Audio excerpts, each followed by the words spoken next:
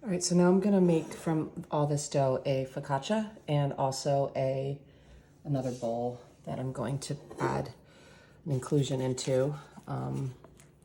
So again, you can see how all these like streaky legs, that's really good. You're just gonna take it, put a little bit more, and let it fall out onto the counter.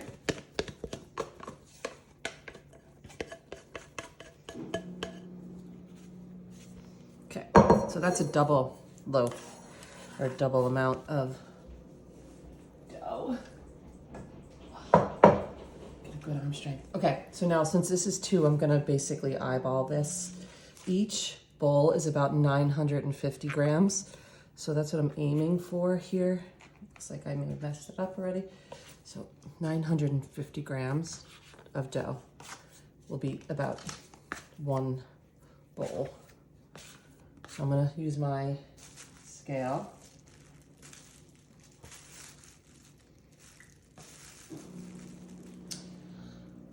And the scale went off. Okay, that doesn't make sense. Let's try this again.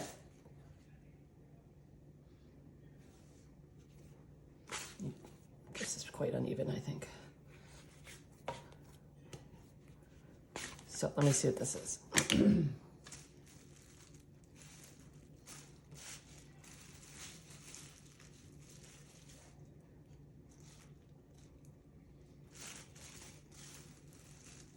It's fine.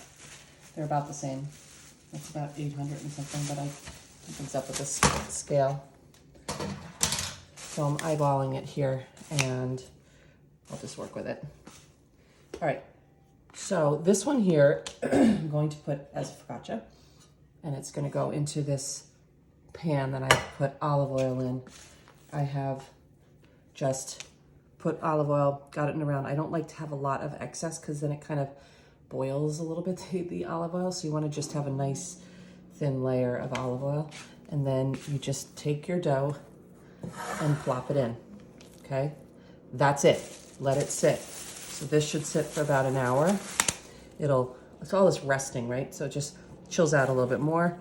And then I'm going to come back to that and do the whole process for the focaccia. So this is good for now. Now I'll show you how to do an inclusion. I almost always use fresh rosemary, but I don't have any today. So on a pinch, I have used dried rosemary, which is fine as well. So I have to find that. Give me a second.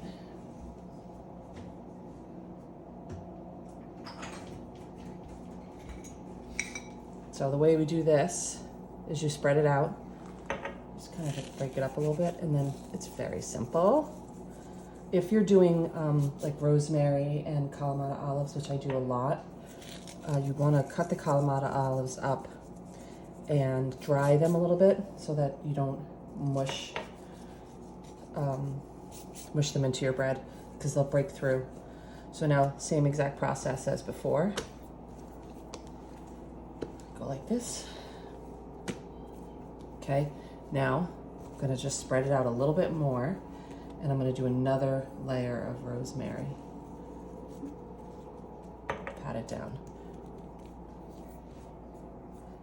And then, again, fresh rosemary is better, but this works well too. So if you are sticky, that just means this dough is kind of a higher hydration because I use 100 grams of starter. So if you used 50 to 75, you might find it that your dough is a little easier to work with than mine. So you're doing the same exact thing. Pulling, tucking your pinkies underneath as you pull gently. And if you can see the other dough I have over here, I think you can see it's starting to flatten out. And that's what happens, it's resting. And then after that, we'll put it in the banneton, which I'll show you right now, so you'll be prepared for it. You can kind of see some of the rosemary through it. That's fine. Okay, so this can chill out here. For the banneton,